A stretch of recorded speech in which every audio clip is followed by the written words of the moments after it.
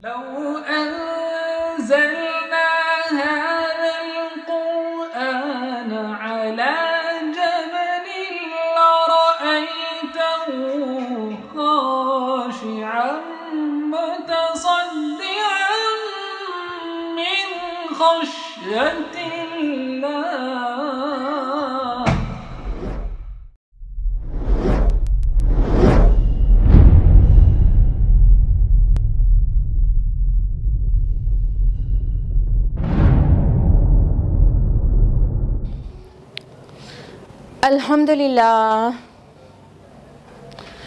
الحمدللہ رب العالمین والصلاة والسلام علی رسولہ الکریم وعلی آلہ واصحابہ اجمعین اما بعد واعوذ باللہ من الشیطان الرجیم بسم اللہ الرحمن الرحیم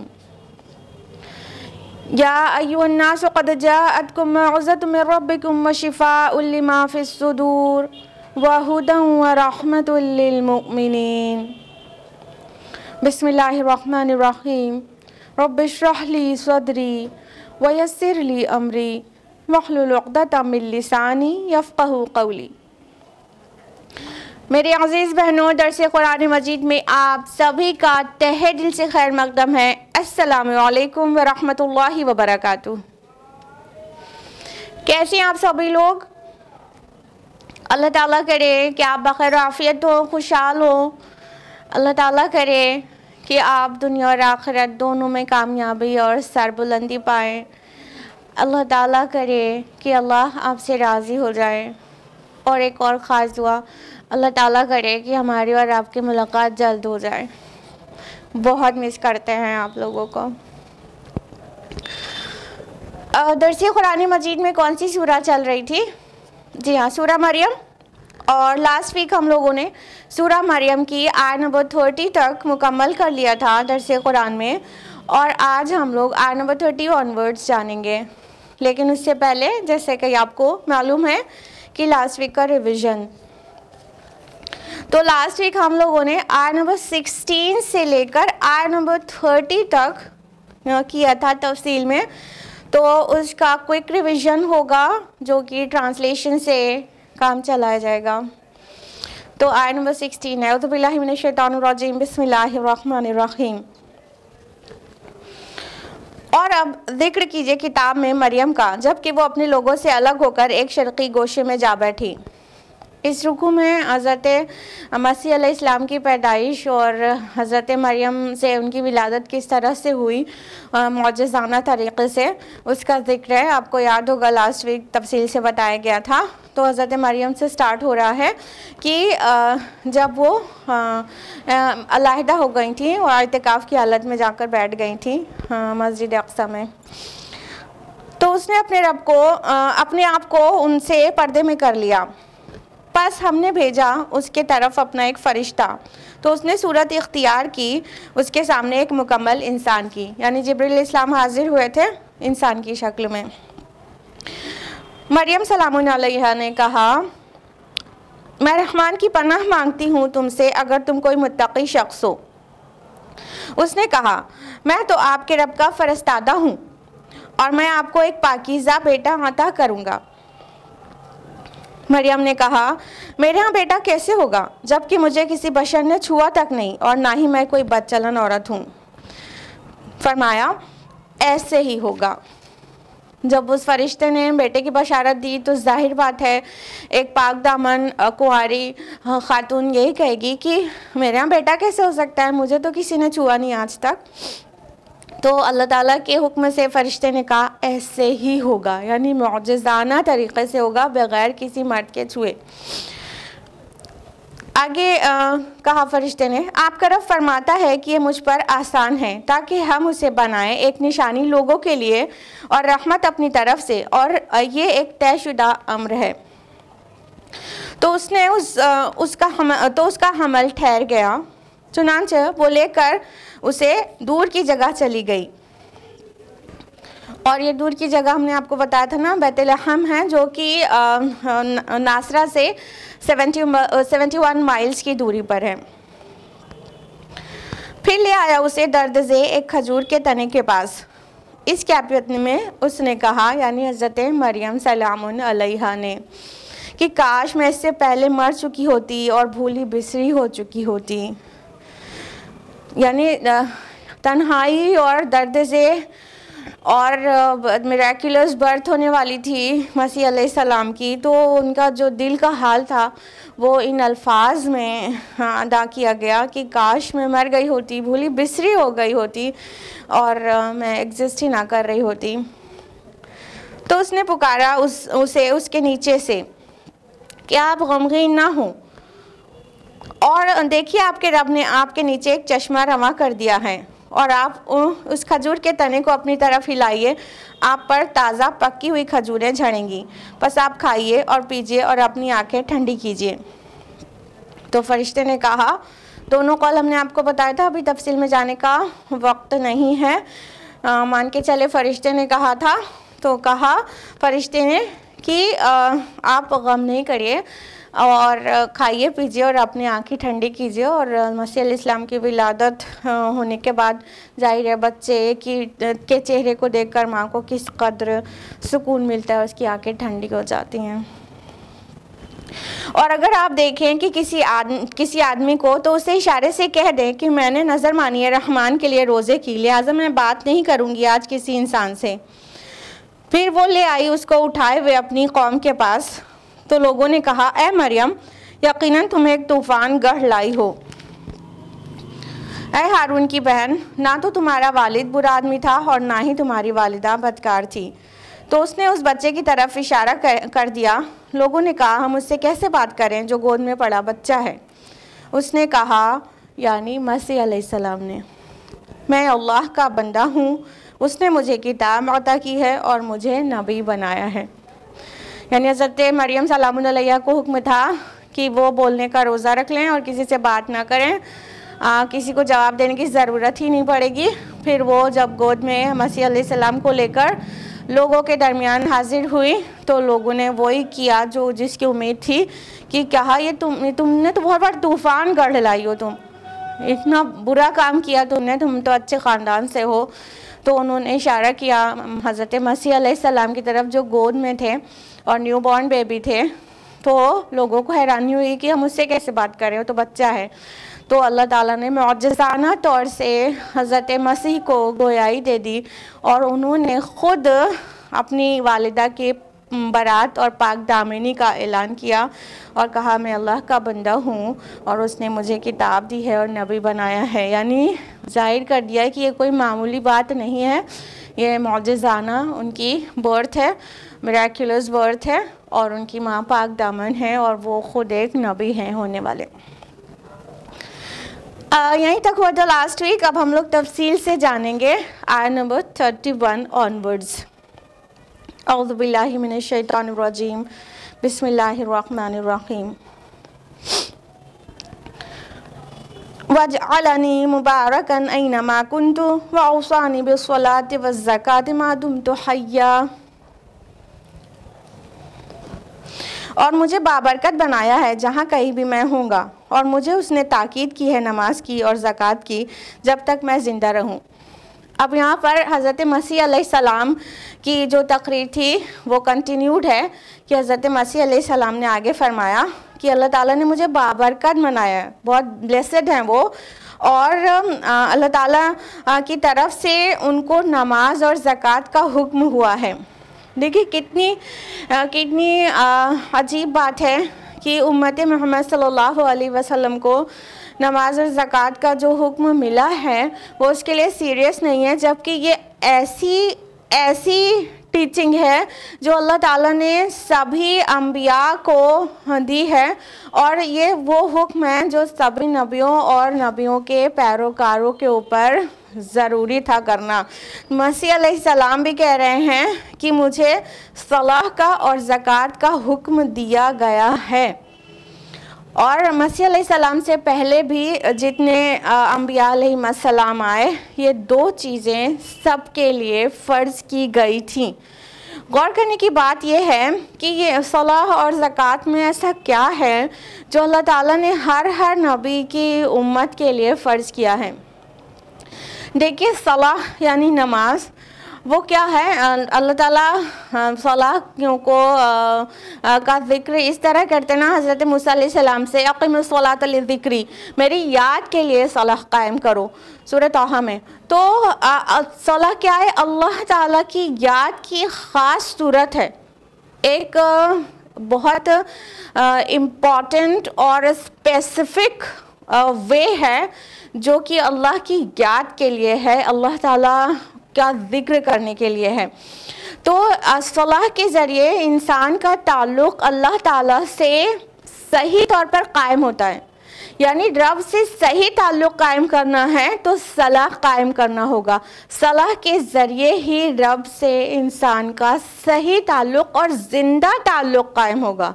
ہم زندہ تعلق کہہ رہے ہیں، تو یہ جو ہمارا رب سے تعلق ہے کہ ہاں اللہ ہمارا رب، اس نے ہم کو پیدا کیا اور اسی کی طرف ہم کو لوٹ کر جانا، بس یہ ہم نے جو ایک نسلی عقیدہ اختیار کر لیا، اس سے ہم اپنا حقیقی ایمان تو نہیں لائے، اور اللہ تعالیٰ کے ساتھ ہمارا جو تعلق ہونا چاہیے وہ اتنے کہہ دینے بھر سے اسٹیبلش تو نہیں ہو گیا۔ اس کو روز روز آنا، اور روز بھی ایک نہیں کئی بار، امت محمد صلی اللہ علیہ وسلم کے لیے 5 بار وہ جو ریلیشن ہے اس کو اسٹرانگ اور اسٹرانگر کرنا فرض کر دیا گیا۔ تو صلاح سے کیا ہوتا ہے کہ بندے کا صحیح تعلق، زندہ تعلق اللہ تعالیٰ کے ساتھ قائم ہوتا ہے۔ اس لیے یہ ایک بیسک نیڈ ہے انسان کی۔ جس طرح ہماری باڈی کے لیے کھانا پینا اور میڈیسنز بیسک نیڈ ہے، اسی طرح ہمارے سول کے لیے، ہماری روح کے لیے بنیادی ضرورت ہے اللہ کی یاد، اور اللہ کی یاد کی خاص صورت ہے صلاح۔ یہ اندر سے سول ہوتا ہے جو بے چین ہوتا ہے، انسان کو سمجھ میں نہیں آتا اس سے ہوا کیا ہے، وہ ڈاکٹر پہ ڈاکٹر بدلتا ہے اور عمدہ ترین میڈیسنز کھاتا چلا جاتا ہے، لیکن اس کے مسئلے کا حل نہیں ہوتا، اس کی بے چینی دور نہیں ہوتی، اس کا ڈپریشن دور نہیں ہوتا۔ اس کی کئی بار جو وجہ ہوتی ہے نا، وہ اسپریچول پرابلم ہوتی ہے جس کی طرف وہ ذہن ہی نہیں دے رہا ہوتا ہے۔ تو یہ اسپریچول نیڈ ہے ہر انسان کی کہ اس کے اسپرٹ کو، اس کے سول کو، اس کی روح کو بھی نرشمنٹ ملے، اور وہ ملے گا صلاح سے، اللہ کے یاد سے۔ صلاح کے علاوہ بھی مختلف طرح سے اللہ تعالیٰ کو یاد کیا جا سکتا ہے، جیسے قرآن مجید کی تلاوت کر کے یا دل میں یاد کرنا، کھڑے بیٹھے لیٹے اپنی کروٹوں پر لیٹے اللہ تعالیٰ کو یاد کرنا، وہ عام صورتیں ہیں۔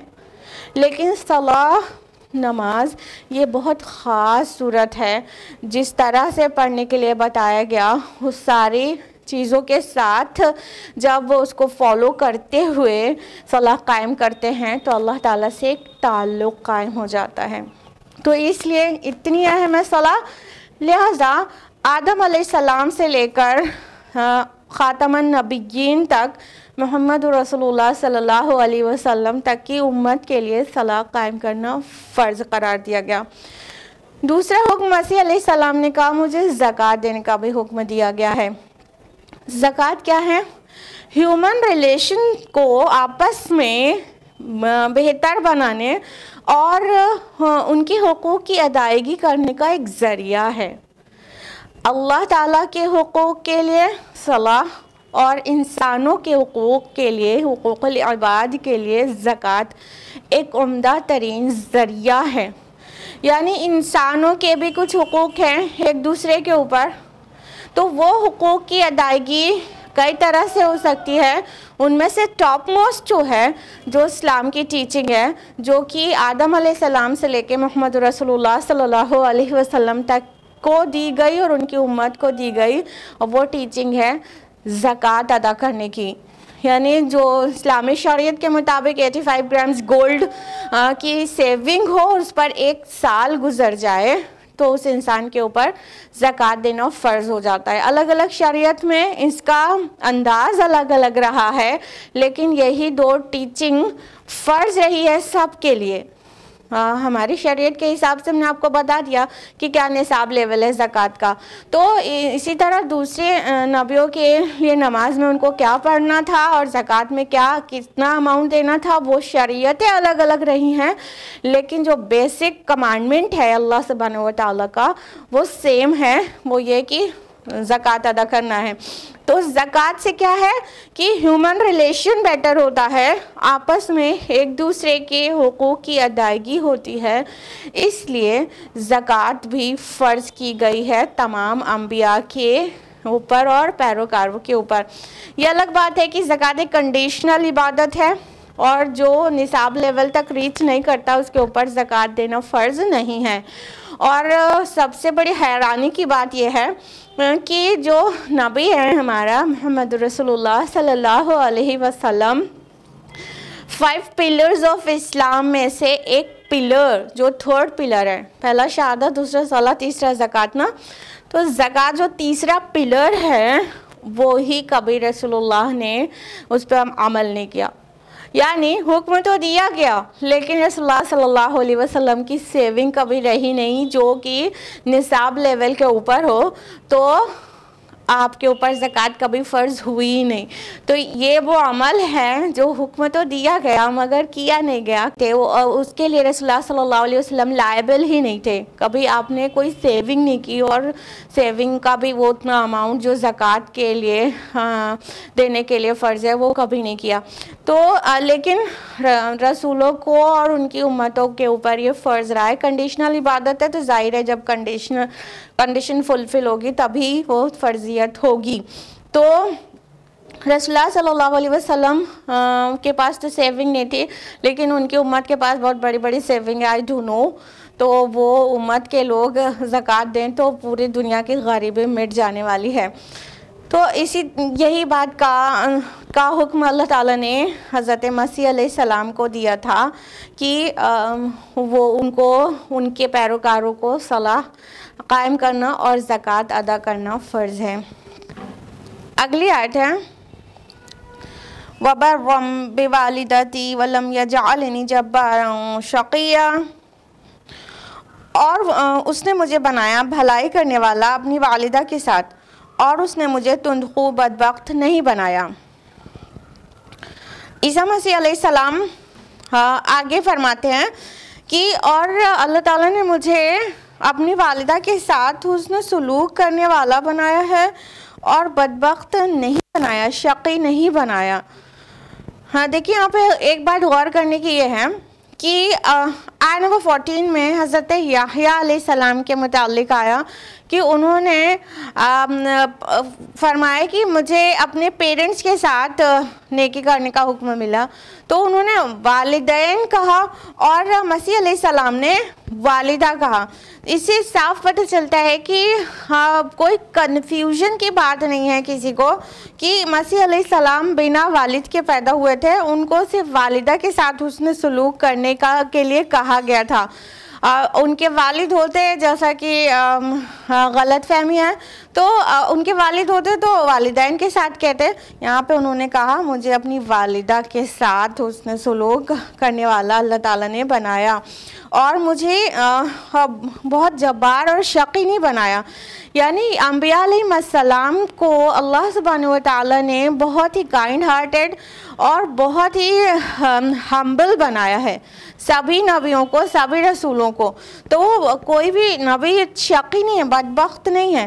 تو اللہ تعالیٰ نے مسیح علیہ السلام کو بھی بہت نوازا تھا، دل کی نرمی اور سخاوت اور بہت زیادہ محبت کرنا دوسروں کے ساتھ. تو یہ ساری کوالٹیز اللہ سبحانہ و تعالیٰ نے مسیح علیہ السلام میں بھی بہت بھر بھر کر دی تھی.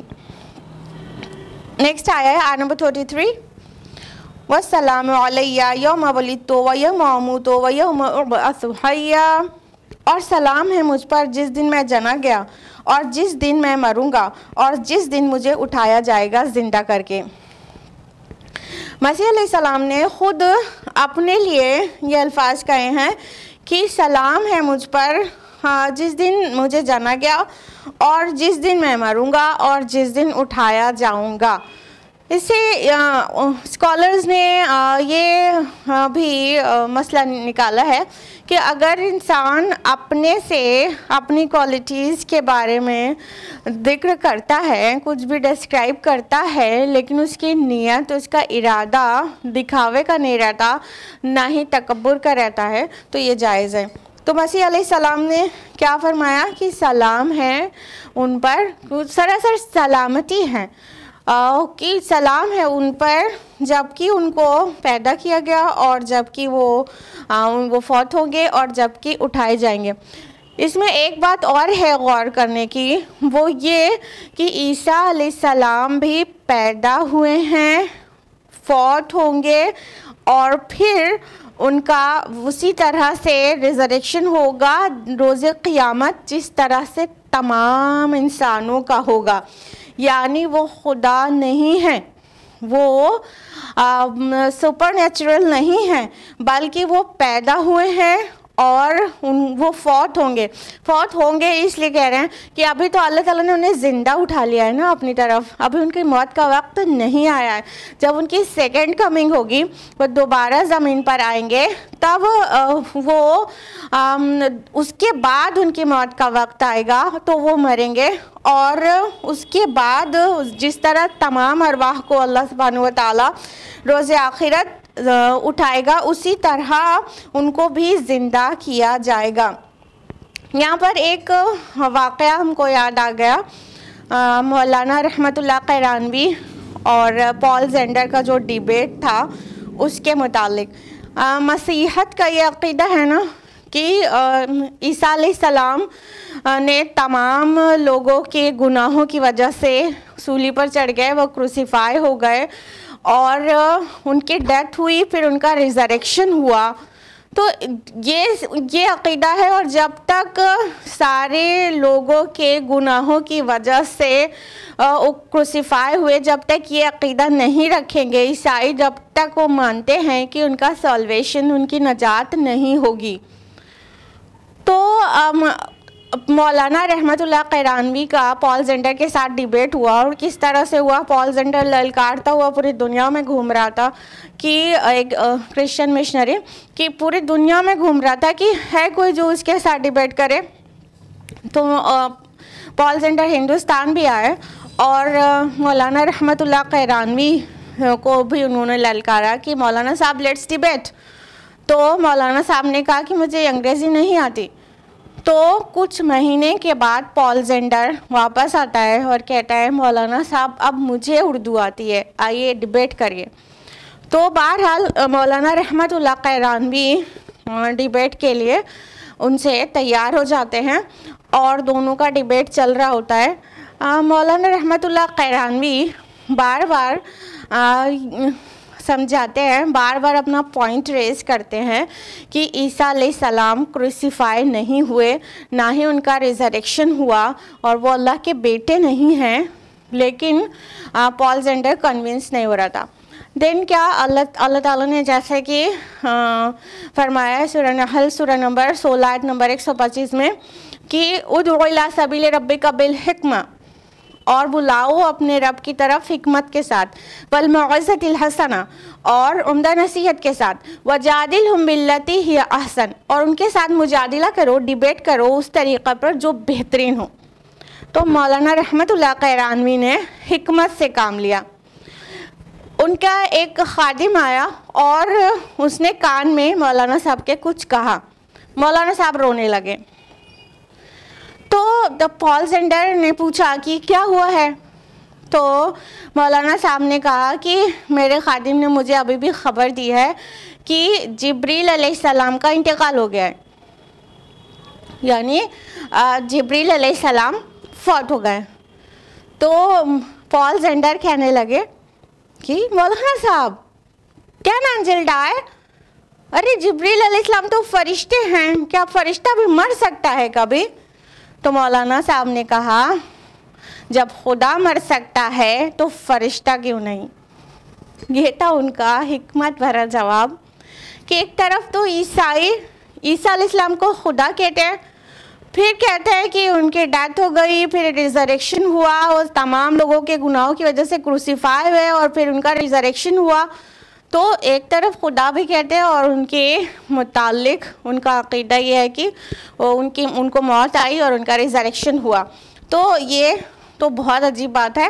تو اس لیے مولانا صاحب نے حکمت سے کام لیا کہ جب خدا مر سکتا ہے تو فرشتہ کیوں نہیں، یعنی عیسیٰ علیہ السلام خدا نہیں ہے.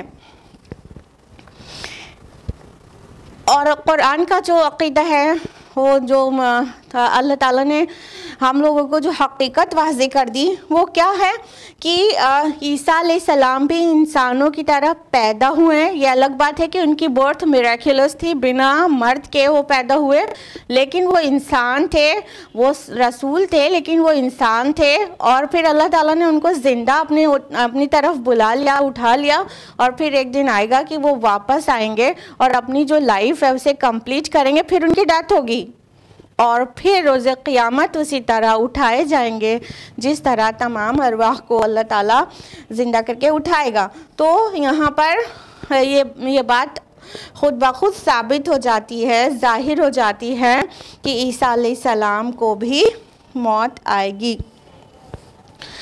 نیکسٹ آیا ہے ذالک عیسی ابن مریم قول الحق الذی فیہ یمترون. یہ ہے عیسیٰ ابن مریم، یہ ہے حق بات جس کے بارے میں لوگ شک کرتے تھے. اللہ سبحانہ تعالیٰ نے فرمایا کہ یہ ہیں عیسیٰ ابن مریم. مطلب کیا کہ عیسیٰ مسیح علیہ السلام کے متعلق جو بھی غلط عقائد ہیں وہ سب کی کچھ بھی حقیقت نہیں. جو سچائی ہے وہ یہ ہے جو قرآن نے بتا دیا، جو قرآن نے واضح کیا. عیسیٰ علیہ السلام بس اتنے تھے، یعنی عیسیٰ علیہ السلام خدا نہیں ہے. عیسیٰ علیہ السلام 3 میں کے تیسرے نہیں ہیں. عیسیٰ علیہ السلام انسان تھے، رسول تھے. بنا والد کے پیدا ہونے سے اس کا مطلب یہ نہیں ہوتا کہ وہ انسان خدا بن جائے اور یا نعوذ باللہ خدا کا بیٹا بن جائے.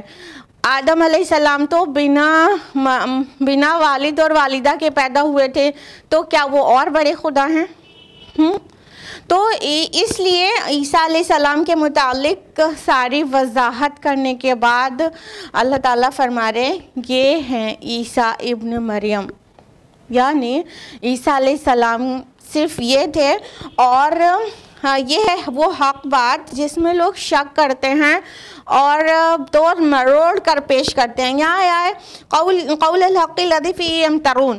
یمترون مطلب امترا سے ہے. امترا کا معنی ہوتا ہے بکری کے تھن کو اچھی طرح سے نچوڑنا، خوب اسکویز کر کے نچوڑ کے نکال لینا. یعنی امترا وہ چیز ہے کسی چیز کو ٹویسٹ کر کے اور بہت توڑ مروڑ کے کچھ کا کچھ بنا دیا جائے تو وہ امترا کہلاتا ہے. تو یمترون کہا گیا کہ یہ لوگ مطلب توڑ مروڑ کر اور کچھ بات کو کچھ بنا کر پیش کرتے ہیں اور اس کے متعلق شک میں پڑے ہوئے ہیں. جو اصل حقیقت ہے وہ اللہ سبحانہ و تعالیٰ بیان کر رہے ہیں کہ یہ تھے عیسیٰ ابن مریم اور صرف اتنے ہی تھے. مسیحت کا جو عقیدہ ہے وہ کیا ہے؟ وہ کرسچینٹی کہا جاتا ہے نا.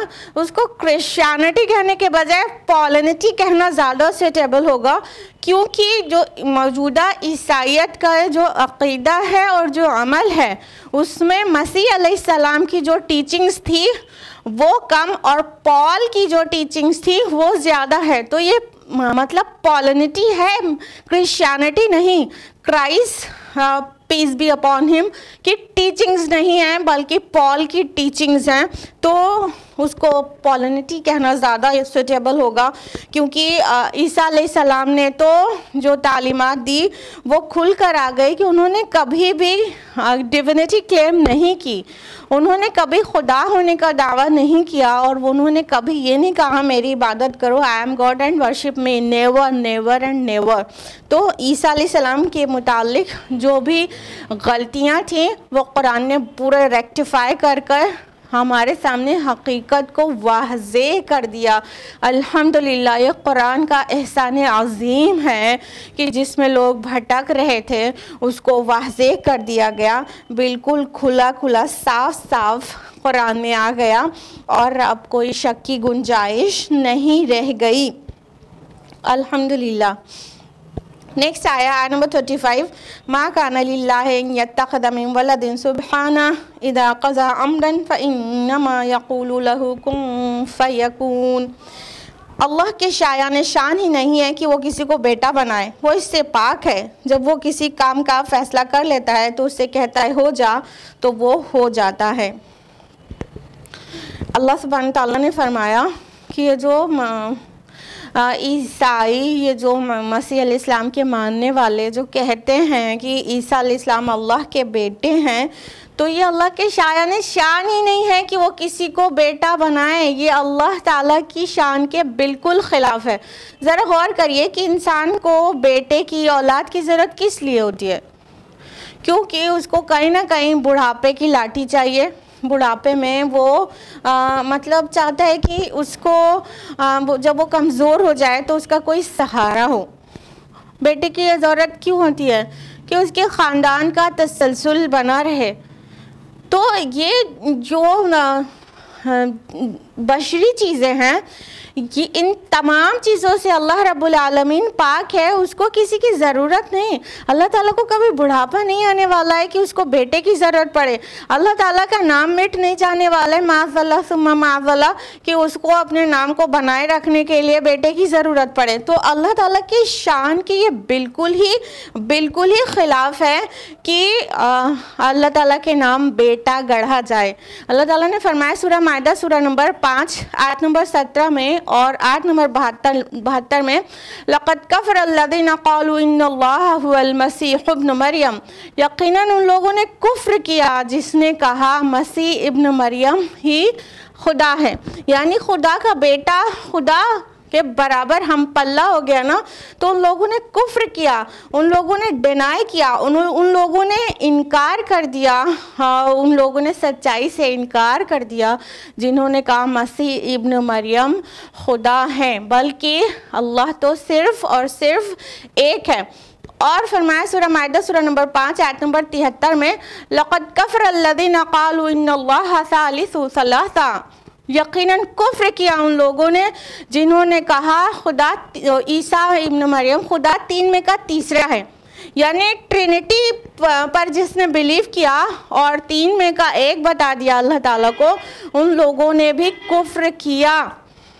دیکھیے جو ٹرینٹی کا عقیدہ ہے نا عیسائیوں کا، وہ لفظ ٹرینٹی ایکچولی بائبل میں کہیں موجود ہی نہیں ہے۔ اولڈ ٹیسٹمنٹ دیکھ ڈالیے، نیو ٹیسٹمنٹ دیکھ ڈالیے، بائبل میں ورڈ ٹرینٹی کہیں ایگزسٹ ہی نہیں کرتا ہے۔ ہاں قرآن میں ایگزسٹ کرتا ہے ثلاثہ، یہ ثلاثہ جو ٹرینٹی ہے یہ قرآن میں ایگزسٹ کرتا ہے، لیکن کیا کہا اللہ تعالیٰ نے؟ لَقَدْ كَفَرَ الَّذِينَ قَالُوا إِنَّ اللَّهَ ثَالِثُ ثَلَاثَةٍ، کہ یقیناً کفر کر دیا ان لوگوں نے جنہوں نے کہا خدا تین میں کا تیسرا ہے۔ تو یہ ٹرینٹی بالکل کھلا ہوا برہنہ شرک ہے، بدترین شرک ہے، شرک فی الذات ہے، اللہ تعالیٰ کی ذات کے ساتھ پارٹنر ایسوسیٹ کرنا بدترین شرک ہے روئے زمین کا۔ جو سب سے برہنہ شرک ہو سکتا ہے وہ یہ ہے کہ اللہ کی ذات کے ہم پلہ کسی کو بنا دینا۔ ٹرینٹی میں دیکھیے، ٹرینٹی کا عقیدہ بھی کوئی سٹیبل عقیدہ نہیں ہے۔ پہلے ٹرینٹی جو سٹارٹ ہوئی تھی جب قرآن نازل ہوا ہے، اس وقت ٹرینٹی میں تین کون تھے؟ خدا اور مسیح علیہ السلام خدا کے بیٹا نعوذ باللہ، اور تیسرا حضرت مریم مسیح علیہ السلام کی والدہ۔ یہ تین کو ٹرینٹی کہا جاتا تھا، لیکن اس کے بعد ٹرینٹی میں بھی تبدیلی ہو گئی۔ خدا یعنی اللہ تعالیٰ، گاڈ، سن آف گاڈ یعنی مسیح علیہ السلام، معاذ اللہ ثم معاذ اللہ استغفر اللہ، اور تیسرا ہولی گھوسٹ یعنی جبریل علیہ السلام۔ یہ ٹرینٹی موجودہ ٹرینٹی ہے جس میں تھرڈ کو تو مطلب ریپلیس کر دیا، حضرت مریم سے کو ریپلیس کر دیا ان سے، جبریل علیہ السلام سے۔ تو یہ سٹیبل عقیدہ تک تو ہے نہیں اور یہ ٹرینٹی پہ بلیو کیے بغیر سلویشن نہیں ہے، یہ سب پال کی گڑھی ہوئی باتیں ہیں. ایکچولی عیسیٰ علیہ السلام کی نے ایسی کوئی ٹیچنگ نہیں دی، اور نہ ہی بائبل میں ایکچولی ایسا کچھ ایگزسٹ کرتا ہے، بلکہ اس کے خلاف ساری چیزیں آپ کو مل جائیں گی کہ ٹرینٹی صاف صاف ورڈ نہیں ملے گا، قرآن میں ملے گا، لیکن قرآن اس کو ڈینائی کر رہا ہے. تو اللہ تعالیٰ فرما رہے ہیں کہ اللہ کے یہ بالکل شایان شان ہی نہیں ہے کہ وہ بیٹا بنائے کسی کو، اور وہ اس سے پاک ہے. اور اس کو بیٹا بنانے کی کیا ضرورت ہے؟ اس کو اپنا کام بنانے میں کسی کے ہیلپ لینے کی ضرورت ہے کیا؟ معاذ اللہ ثم معاذ اللہ. اللہ کی شان تو یہ ہے کہ وہ جو بھی کچھ چاہے وہ اس کے کلمہ کن سے ہو سکتا ہے. وہ جب کہہ دیتا ہے ہو جا کن فیکون، تو وہ ہو جاتا ہے. تو اللہ تعالیٰ کا پاور جب اتنا ہے کہ پوری کائنات کو گھیرے ہوئے ہے، تو اب کیا گنجائش رہ گئی کہ وہ وہ بیٹا جنے معاذ اللہ ثم معاذ اللہ، اور وہ اپنے کام میں اب کسی کو ہیلپر بنائے معاذ اللہ. تو اللہ کی یہ شایان شان ہی نہیں ہے، یہ بہت بڑی اور بہت بڑی گستاخی ہے جو کہ اللہ کی شان کے خلاف کی جاتی ہے. اور اس سے یہ بھی پتہ چل رہا ہے کہ عیسیٰ علیہ السلام جو ہیں وہ اللہ تعالیٰ کے کلمہ ہیں، جیسا کہ آل عمران کے آیت نمبر 45 میں آیا کلمۃ منہ، ان کی طرف سے ایک کلمہ ہے. تو اللہ تعالیٰ کے کلمہ کن سے بس جو میل کا جو پارٹ ہوتا ہے وہ کام ہو گیا، اور کلمہ کن سے حضرت مریم حاملہ ہو گئی، اور اللہ تعالیٰ نے مسیح علیہ السلام کو بغیر والد کے پیدا فرما دیا. ان کا اللہ سبحانہ تعالیٰ کے کلمہ کن سے ہو گیا. تو لہٰذا مسیح علیہ السلام کو کلمۃ اللہ، اللہ کا کلمہ، ورڈ آف اللہ کہا جاتا ہے نا. آیت نمبر 36 ہے وَإِنَّ اللَّهَ رَبِّي وَرَبُّكُمْ فَاعْبُدُوهُ هَذَا صِرَاطٌ مُسْتَقِيمٌ. اور یقیناً اللہ ہی میرا رب بھی ہے اور تمہارا رب بھی، تو تم اسی کی بندگی کرو، یہی سیدھا راستہ ہے.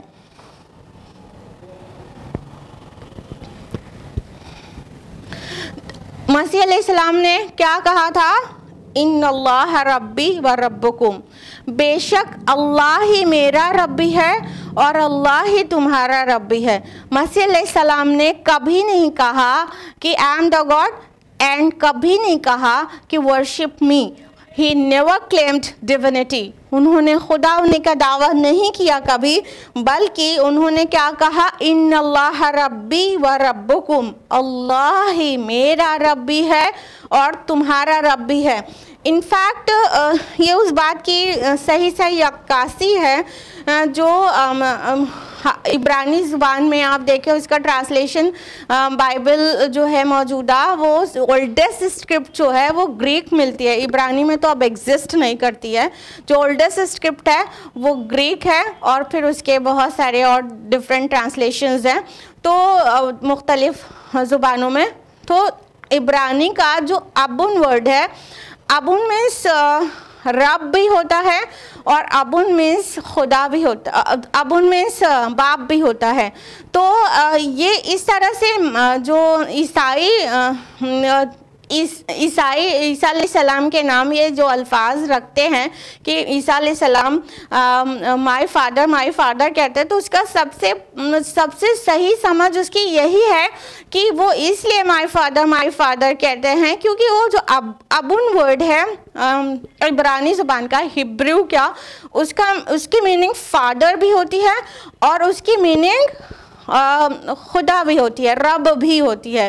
تو اس لیے اس طرح کہتے ہیں. تو اللہ تعالیٰ کہہ رہے ہیں، انہوں نے کہا تھا ان اللہ ربی و ربکم، تو اللہ ہی میرے رب بھی ہے اور تمہارا رب بھی.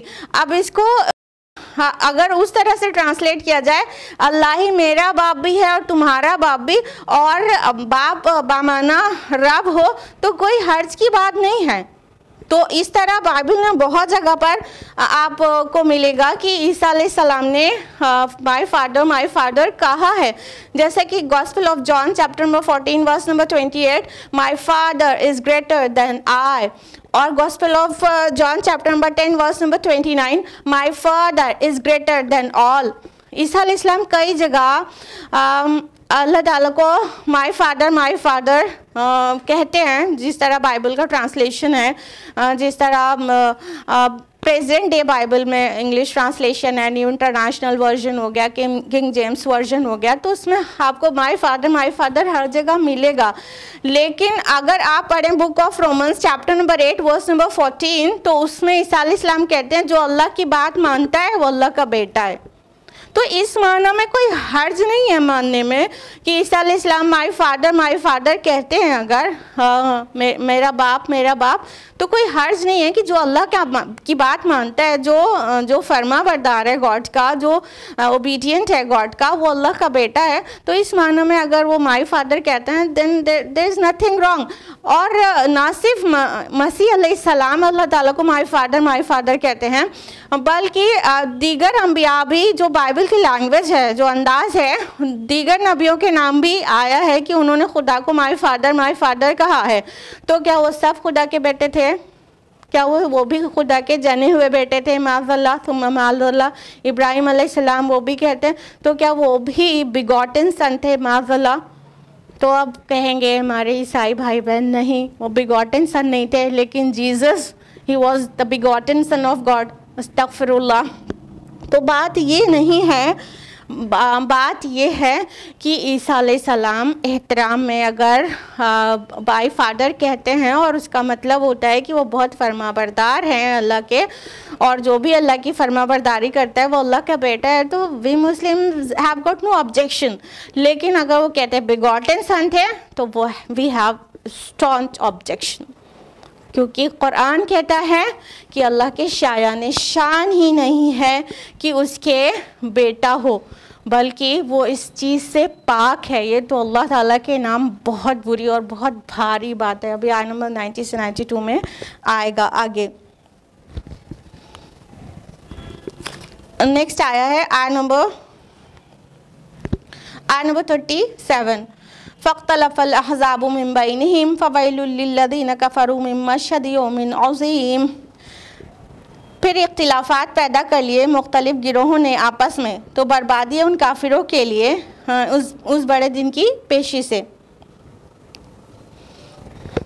اللہ تعالیٰ آگے فرما رہے کہ پھر کیا ہوا کہ عیسیٰ علیہ السلام نے کیا کہا تھا کہ عبادت کرو اللہ کی، جو میرا رب بھی اور تمہارا رب بھی۔ لیکن اس کے بعد بھی لوگوں نے اختلاف کیا اور گروہ در گروہ ہو گئے، مختلف گروہ ہو گئے۔ اچھا، یہاں پہ گروہ سے مراد عیسائیوں کے اندرونی گروہ بھی ہیں، کیونکہ عیسائی بظاہر عیسیٰ علیہ السلام کے فالوورز کو کہتے ہیں، لیکن وہ اندر سے بہت زیادہ ڈیوائیڈڈ ہیں۔ ایک تو دو بہت بڑی بائیفرکیشن جو ہے پروٹیسٹنٹس اور کیتھولک کی، اس کے علاوہ پروٹیسٹنٹس اندر سے اور کیتھولکس اندر سے بہت سارے سیکٹس میں ڈیوائیڈڈ ہیں۔ تو انہوں نے ایک تو اختلاف کیا اور ڈیوائیڈ ہو گئے اندر سے بھی، اور راہ راست سے بھٹک گئے۔ پیچھے کیا کہا گیا؟ ھذا صراط مستقیم، یہی سیدھا راستہ ہے، یعنی مسیح علیہ السلام نے کہا تھا کہ اللہ میرا رب بھی اور تمہارا رب بھی، تو یہی بات جو تھی وہ سیدھا راستہ تھی۔ لیکن کیا کیا لوگوں نے؟ اختلاف کیا، لوگوں نے نہیں مانا۔ تو جن لوگوں نے عیسیٰ علیہ السلام کے جو ٹرو فالوور شمعون کو فالو کیا، وہ صراط مستقیم پر رہے، عیسیٰ علیہ السلام کی اصل ٹیچنگ پر رہے۔ لیکن جنہوں نے پال کو فالو کیا وہ ڈیویٹ ہو گئے صراط مستقیم سے، اور اللہ تعالیٰ نے انہیں ایک نبی کی وجہ سے جو وہ بلیسنگ پا سکتے تھے اس کی امت ہونے کے، اس سے ہاتھ دھو بیٹھے اور انہوں نے شرک گڑھ لیا۔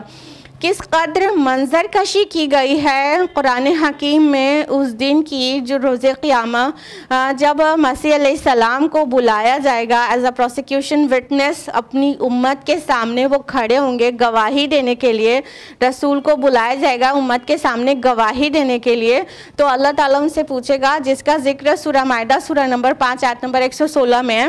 اللہ تعالیٰ فرمائیں گے انت قلت للناس اتخذونی وأمی الہین من دون اللہ، کہ اے مسیح کیا تم نے کہہ دیا تھا لوگوں سے کہ اللہ کو چھوڑ کر مجھے اور میری والدہ کو معبود بنا لینا؟ تو مسیح علیہ السلام فرمائیں گے کہ اے اللہ مجھے کس طرح لائق تھا کہ میں ایسی بات کہتا جس کا مجھے حق نہیں، اور اگر میں نے ایسا کہا ہوتا تو آپ کو ضرور معلوم ہوتا۔ میں نے تو ان سے صرف یہی کہا تھا کہ اعبدوا اللہ، عبادت کرو اللہ کی، ربی و ربکم، جو میرا رب بھی ہے اور تمہارا رب بھی۔ تو مسیح علیہ السلام اعلان برات کر دیں گے، اللہ پاک ہم نے ان سے کبھی نہیں کہا تھا کہ میری عبادت کرو۔ یہ اللہ تعالیٰ مطلب عدالت لگائے گا، تو وہ مطلب پورا جس طرح عدالت کی پروسیسنگ ہوتی ہے وہ پوری پروسیسنگ ہوگی۔ اللہ تعالیٰ جانتے ہیں کہ انہوں نے کبھی نہیں کہا تھا ورشپ می، بلکہ انہوں نے کہا تھا کہ عبادت کرو اللہ کی، جو میرا رب بھی ہے اور تمہارا رب بھی۔ نبی کو فالو کیا جائے گا لیکن ورشپ نہیں کیا جائے گا، عبادت نہیں کی جائے گی۔ تو اللہ تعالیٰ روز قیامت جب وہ ان کی قوم کا حساب کا وقت آئے گا تو عیسیٰ علیہ السلام سے پوچھیں گے کیا تم نے کہہ دیا تھا، جبکہ وہ جانتے رہیں گے اللہ تعالیٰ کی مسیح نے ایسا بالکل نہیں کہا تھا، لیکن وہ پوچھا جائے گا۔ عدالت کی کارروائی اس طرح سے ہوگی، پوری منظر کشی ہے ایکچولی مائدہ کی جو آخری آیات ہیں، کہ کیا تم نے کہہ دیا تھا، تو وہ صاف انکار کر دیں گے کہ اللہ پاک میرے کہاں ہے، میرے یہ بات کہنا میرے حق ہی نہیں تھا کہ میں کہوں کہ عبادت میری یا میری والدہ کی کرو، میں نے تو ان سے صرف یہی کہا تھا اعبدوا اللہ، عبادت کرو اللہ کی، ربی و ربکم، جو میرا رب بھی ہے اور تمہارا رب بھی۔ تو عیسیٰ علیہ السلام اعلان برات کر دیں گے، پھر وہ سارے کے سارے پھنس جائیں گے جنہوں نے مسیح علیہ السلام کو خدا کہا۔ بلکہ اللہ تعالیٰ نے ہمیشہ روکا ہے اس بات سے کہ دین میں کوئی بھی چیز بڑھاؤ مت۔ اللہ تعالیٰ فرماتے ہیں سورہ نساء سورہ نمبر 4 آیت نمبر 171 میں، یا اہل الکتاب، اے اہل کتاب، لا تغلوا فی دینکم، کہ دین میں غلو مت کرو، دین میں زیادتی مت کرو۔ اللہ تعالیٰ نے دین میں زیادتی کرنے سے منع کیا، یہ دین میں زیادتی نہیں تو اور کیا ہے کہ اللہ کے نبی نے، اللہ کے رسول نے اللہ کی عبادت کی طرف بلایا، لیکن ان کے فالوورز کہہ رہے ہیں کہ انہوں نے ڈیونٹی کلیم کی، وہ خدا کے بیٹے تھے اور انہوں نے خدائی کا دعویٰ کیا اور وہ بھی خدا ہیں اور خدا کا جز ہیں۔ بیٹا ہونا ہم پلہ ہونا ہوتا ہے نا، جبکہ حقیقت حال کیا ہے؟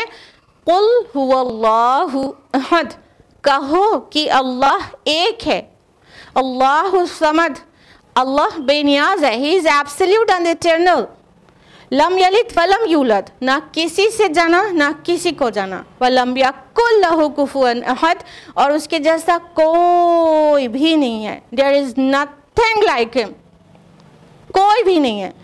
تو جب اللہ تعالیٰ کے بیٹا بنا دیا جائے گا تو اس کے ہم پلہ اس کے کفو میں آ جائے گا نا، اس کے برابری میں آ جائے گا نا، تو یہ تو بالکل بھی نہیں ہو سکتا کہ اللہ کے ہم پلہ کوئی ہو، بلکہ اس دن کے عذاب سے ڈرایا گیا ہے کہ اس بڑے دن کا جو عذاب ہوگا تو اختلاف کرنے والوں کوئی کا ہوش ٹھکانے آ جائے گا۔ آیت نمبر 38 میں ہے، اسمع بہم وابصر یوم یأتوننا لیکن الظالمون اليوم فی ضلال مبین، کیا ہی اچھا وہ سن رہے ہوں گے اور کیا ہی اچھا وہ دیکھ رہے ہوں گے جس دن وہ ہمارے پاس آئیں گے، لیکن آج یہ ظالم کھلی گمراہی میں مبتلا ہیں۔ اللہ تعالیٰ فرما رہے ہیں کہ جب روز قیامت وہ ہمارے پاس آئیں گے تو وہ تب بہت صحیح سن رہے ہوں گے اور بہت صحیح دیکھ رہے ہوں گے۔ یعنی انسان دنیا میں سب کچھ دیکھ کر بھی اندیکھا کر دیتا ہے اور سب کچھ سن کر بھی انسنی کر دیتا ہے۔ یعنی قرآن مجید نازل ہو گیا. قرآن کی ٹیچنگز بھی ابھی پہنچ رہی ہیں نصارہ کو. ان کے پاس حقائق کو واضح کرنے کے لیے داعیان اسلام پہنچ رہے ہیں. رسول اللہ نے بگن کیا اور یہ دعوت کا کام چل رہا ہے اور کئی طرح سے واضح ہو جاتا ہے ڈیبیٹس میں اور ایسے ہی پبلک پروگرامز میں اور ٹیبل ٹاک میں 1-to-1 ٹاک میں سب طرح سے واضح کیا جاتا ہے کہ اللہ تعالیٰ تو ایک ہے اور اس کے بیٹا نہیں ہو سکتا. اور یہ جو عقیدہ ہے ٹرینٹی کا وہ محض باطل ہے. لیکن وہ سارے دلائل، سارے براہین ان سب کا انکار کر دیتے ہیں اور دیکھ کر بھی اندیکھی کر دیتے ہیں، سن کر بھی انسنی کر دیتے ہیں. تو اللہ تعالیٰ فرما رہے ہیں کہ ابھی چاہے جتنی انسنی کر لیں اور چاہے جتنی اندیکھی کر لیں، جب روز قیامت ہمارے پاس آئیں گے نا تب خوب اچھی طرح سے دیکھ رہے ہوں گے، خوب اچھی طرح سے سن رہے ہوں گے. یہ سننا اور یہ دیکھنا ان کا بہت شارپ ہو چکا ہوگا ایٹ دیٹ ٹائم. یہاں پہ بھی اللہ تعالیٰ نے آنکھیں دی ہیں، اس سے دیکھو، کان دیا ہے اس سے سنو اور اپنے دماغ سے کنکلیوژن نکالو. غلط عقیدے پر یا غلط کام پر عمل پر ہے تو اس کو چھوڑ دے انسان اور جو حق ہے اسے قبول کرے. یہ آنکھوں اور کانوں کا کوئی فائدہ ہونا چاہیے، خصوصاً اخروی فائدہ ہونا چاہیے. لیکن نہیں، یہ آنکھ اور یہ کان تو حیوانی آنکھ اور کان ہیں، جیسے جانوروں کی ہوتی ہیں، حیوان کی ہوتی ہیں. وہ دیکھتے ہیں سنتے ہیں مگر سمجھتے کچھ بھی نہیں. اولئک کالانعام بل ہم اضل، چوپائے ہیں چوپائے، بلکہ اس سے بھی زیادہ گمراہ. تو انسانوں کی بھی ایک بہت بڑی تعداد ایسی ہے جو چوپایوں جیسا ریسپانس دیتی ہے کہ اللہ تعالیٰ نے اسے آنکھیں دی ہیں پر اسے دیکھتے نہیں، کان دیا ہے پر اسے سنتے نہیں. لیکن روز قیامت جب ان کے پاس حقیقتیں کھل جائیں گی، وہ جو چیزیں پردہ غیب میں ہیں کھل کر سامنے آ جائے گی تو کیا ہی تیز نظر ہو جائے گی، کیا ہی تیز سماعت ہو جائے گی. پھر خوب سنیں گے اور خوب دیکھیں گے. لیکن آج کیا ہے، آج ظالم لوگ گمراہی میں مبتلا ہیں. کہنے کا مطلب ابھی یہ ماننے کو تیار نہیں ہیں. بہتوں کو مٹیریلزم نہیں ماننے دیتا، دنیا کی محبت، مال کی محبت نہیں ماننے دیتی. بہتوں کو اپنے گھر اور خاندان اور والدین کی محبت اور اپنے سوسائٹی کی کا پریشر یہ ماننے نہیں دیتا. تو کوئی نہ کوئی ورلڈلی ریزن بن جاتا ہے جو حق کو انسان قبول کرنے سے رک جاتا ہے. لیکن یہ بہت بھاری پڑ جائے گا، بہت بھاری پڑ جائے گا روز آخرت، کیونکہ یہ بہت ہی باطل عقیدہ ہے کہ اللہ تعالیٰ کے اولاد قرار دے دیا گیا مسیح علیہ السلام کو. اگلی آیت ہے وَأَنذِرْهُمْ يَوْمَ الْحَسْرَةِ إِذَا قُضِيَ الْأَمْرُ وَهُمْ فِي غَفْلَةٍ وَهُمْ لَا يُؤْمِنُونَ. اور اے نبی صلی اللہ علیہ وسلم، آپ انہیں خبردار کر دیجئے اس یوم حسرت سے جب ہر معاملے کا فیصلہ کر دیا جائے گا. تو اللہ سبحانہ تعالیٰ فرماتے ہیں اپنے نبی کو ایڈریس کر کے کہ اے نبی صلی اللہ علیہ وسلم، آپ انہیں یوم الحسرت سے خبردار کر دیجئے. یوم الحسرت کیا ہے؟ آخرت کا دن، قیامت کا دن. جب قیامت آ جائے گی اور حساب و کتاب کے لیے اللہ تعالیٰ گیدر کرے گا میدان محشر میں، تو وہ دن یوم الحسرت ہوگا، ڈے آف ریگریٹ ہوگا. اس دن انسان کو اتنا ریگریٹ ہوگا کہ اس نے دنیا میں حق کو کیوں قبول نہ کر لیا، کیوں وہ گمراہی میں پڑ گیا، کیوں کر وہ نہیں مانا. لیکن انسان تب مانا تو کیا مانا. اور یہ جو ریگریٹ ہے نا، یہ ایک سائیکولوجیکل پنشمنٹ ہے. ایک پنشمنٹ تو دی جائے گی جہنم میں، وہاں پر جہنم کی آگ جو ہے، اس کی تپش جو ہے وہ ایک پنشمنٹ ہے. لیکن جب انسان حسرت کرے گا، جو ریگریٹ کرے گا، تو ریگریٹ اس کے لیے وہ سائیکولوجیکل پنشمنٹ ہوگی. اس کو وہ سوچ کے اپنے کو اندر سے گھوٹے گا اور ادھر باہر سے آگ کا عذاب ہوگا اور اندر سے یہ حسرت ہوگی کہ کاش میں نے ایسا نہ کیا ہوتا، کاش حق کو آنکھ کھول کر دیکھ لیا ہوتا، کاش حق بات کو کان کھول کر سن لیا ہوتا، کاش میں نے فلاں کی بات نہ مانی ہوتی، کاش میں حق پر آ گیا ہوتا، کاش میں اللہ کو ایک جانتا اور اس عقیدے پر مرتا۔ تو اس طرح جب روز آخرت حسرت ہوگی تو اس دن کو ہی یوم الحسرت کہا گیا ہے، the day of regret۔ اس دن بہت ریگریٹ ہوگا کہ یہ کیا کیا انسان نے۔ تو اس ڈے آف ریگریٹ کے آنے سے پہلے انسان ہوش میں آ جائے، اپنے عقیدے کو درست کر لے، اپنے اعمال کو درست کر لے، تاکہ وہاں پچھتانا نہیں پڑے اور تاکہ وہاں حسرت نہیں کرنا پڑے، نہیں تو بہت بھاری پڑ جائے گا۔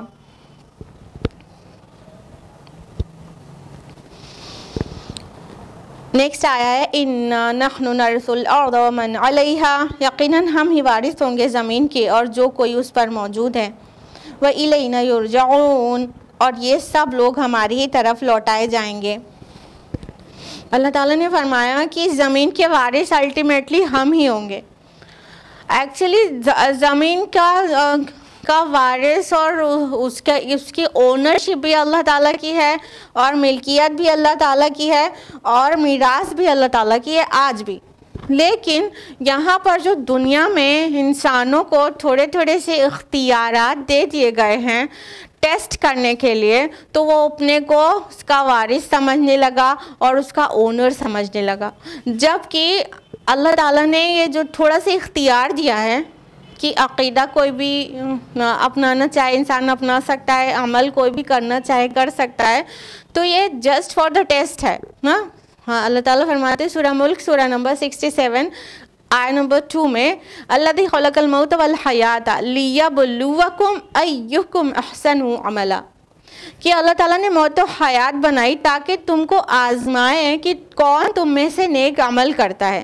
تو اللہ تعالیٰ نے پوری زندگی ہی آزمانے کے لیے بنائی ہے، تو اس میں جو اختیارات ہیں وہ بھی آزمائے جانے کے لیے کہ اللہ کے دیے ہوئے اختیار پر بھی فطرت کی سنی کی نہیں، عقل کی سنی کی نہیں، اور نبیوں کی دعوت پر لبیک کہا کی نہیں، اللہ کی طرف سے ریویلڈ جو بکس ہیں اور اسپیشلی جس نبی کا امتی ہے اس کی بات مانی کی نہیں۔